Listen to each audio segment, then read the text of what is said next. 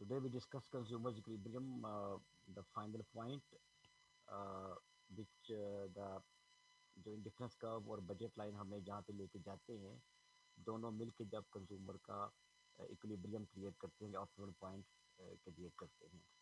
अ, ये budget line है जिसका कॉन्सेप्ट आप पहले ले चुके हैं, और ये इंडिफरेंस कर्व्स हैं जो आप पहले देख चुके हैं। और जो इक्विलिब्रियम पॉइंट है या ऑप्टिमम पॉइंट है कंज्यूमर का, वो क्या है? द कंज्यूमर इक्विलिब्रियम और optimum point is the point where, जहाँ पे दो काम इकट्ठे होंगे। एक, the consumer can choose what he prefers, यानी कि इंडिफरेंस कर्व का वो पॉइंट जहाँ पे वो अपना बंडल चूज करना चाहता है, some quantity of both goods. तो जहाँ पे वो दोनों गुड्स की कुछ कुछ क्वांटिटी जो है वो हासिल करेगा, ये इंडिफरेंस कर्व है आपका। और ये उससे रिप्रेजेंट होगा। नंबर दो, he can pay for the bundle he chooses. Number दो, उसका बजट उसको अलाउ करता है कि जो बंडल उसने इंडिफरेंस कर्व पे चूज़ किया है उसको वो ऑब्टेन कर सके। अब जाहिर सी बात है, आम दुनिया में भी ऐसा ही होता है कि एक हमारी प्रेफरेंस होती है किसी चीज़ के लिए, और एक हमारा बजट होता है। तो वो दोनों चीज़ें जब मिलती हैं, हमें चीज़ पसंद भी हो, हमें एक बंडल पसंद भी हो, और उसके लिए हमारे पास पैसे भी हों, फिर हम जाके उसको खरीदते हैं। तो graphically this is the point where his budget line is tangent to the highest possible indifference curve.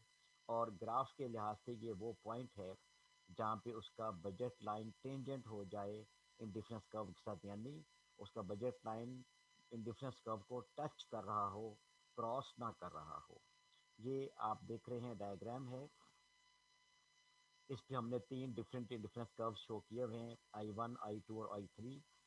और बजट लाइन हमारा जो है वो टच कर रहा है I2 को।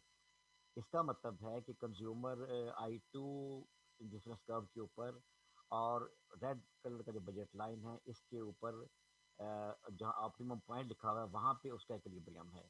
इस ऑप्टिमम पॉइंट के ऊपर उसने चीज़ को ख़रीद लिया है जिसके लिए उसके पास बजट भी था और उसकी प्रेफरेंस भी थी।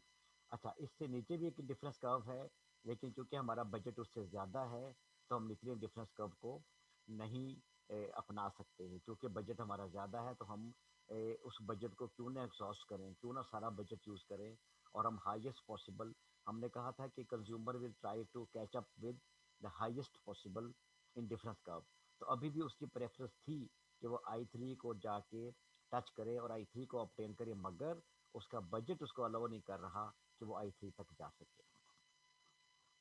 एक केस और इसमें आ जाता है, जिसके अंदर आप जो है वो गुड एक्स की प्राइस जो है वो घटा देते हैं, और उससे आप देखते हैं कि अब कंज्यूमर का क्या रिएक्शन है। और इसी में से हमें सब्स्टिट्यूशन इफेक्ट और इनकम इफेक्ट भी मिलता है। यहाँ पे आप देख रहे हैं कि ये एक इंडिफरेंस कर्व यहाँ पे बना हुआ है, और यहाँ पे आपके सामने आप देखें कि आपकी ये ओरिजिनल इंडिफरेंस कर्व है जो क्वांटिटी 6 शो कर रही है, क्वांटिटी 6 शो कर रही है इसकी। और आप पर्पल रंग का देख रहे हैं इंडिफरेंस कर्व। तो इस डिफरेंस कर्व के ऊपर इस क्वांटिटी Q2 पे उसका इक्विलिब्रियम बन रहा है, Q2 पे उसका इक्विलिब्रियम बन रहा है। अच्छा, अब अगर हम गुड बी जो है, जो ये गुड एक्स है, इसकी प्राइस हम गिराएंगे और वाई की प्राइस को हम कांस्टेंट रखेंगे, तो ये हमारा डिफरेंस कर्व वाई पे तो एक ही पॉइंट पे रहेगा, लेकिन एक्स पर ये शिफ्ट कर जाएगा, जिसको हम कहते हैं it will pivot around Y axis. तो अब ये बजट आप देख रहे हैं कि बाहर को शिफ्ट कर गया।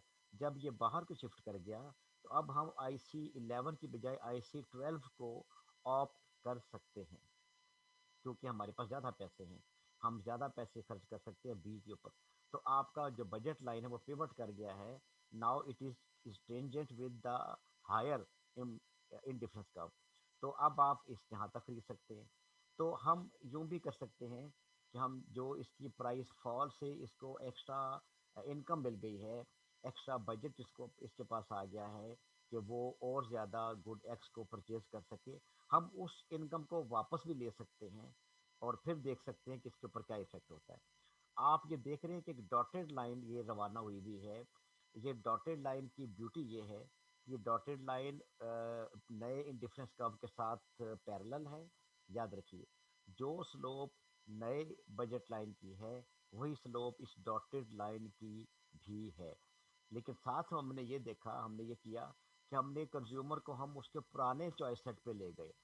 जो उसका पुराना इंडिफरेंस कर्व था 11 नंबर, हम उसको वहाँ पे ले गए और फिर देखा कि अब वो उसका परचेजिंग बिहेवियर क्या बनता है। तो हमने देखा कि जो है वो पुराने डिफरेंस कर्व पे वो जो क्वांटिटी 6 पे आके आप देख रहे हैं कि उसकी टेंजेंसी मिल रही है उसको। तो अब हमारे पास 3 पॉइंट्स आ गए, Q2, Q6 और Q4। तो पता ये चला हमें कि देखिए ये जो Q2 टू Q6 है, यहाँ तो हमने उससे इनकम वापस ले ली थी। इसलिए ये जो परचेज में इजाफा है Q2 से Q6 तक, this is due to the substitution of B for A. ये सब्स्टिट्यूशन इफेक्ट है, जो कि उसने गुड बी को ज़्यादा ले लिया है गुड ए के मुकाबले में। क्यों? कि गुड बी चीपर थी। अब जो है Q6 से आगे का जो पॉइंट है, ये बेसिकली उसका प्योरली नए बजट लाइन से लिंक करता है। इसलिए ये जो अगला हिस्सा है 6 Q6 से Q4 तक, this is not due to substitution, this is due to fall in price और increase in income. That is why इसको हम कहते हैं इनकम इफेक्ट। तो ये बेसिकली ये जो दो डॉट आप देख रहे हैं, इसके दरमियान में उसका टोटल इफेक्ट है, overall increase in the quantity demanded.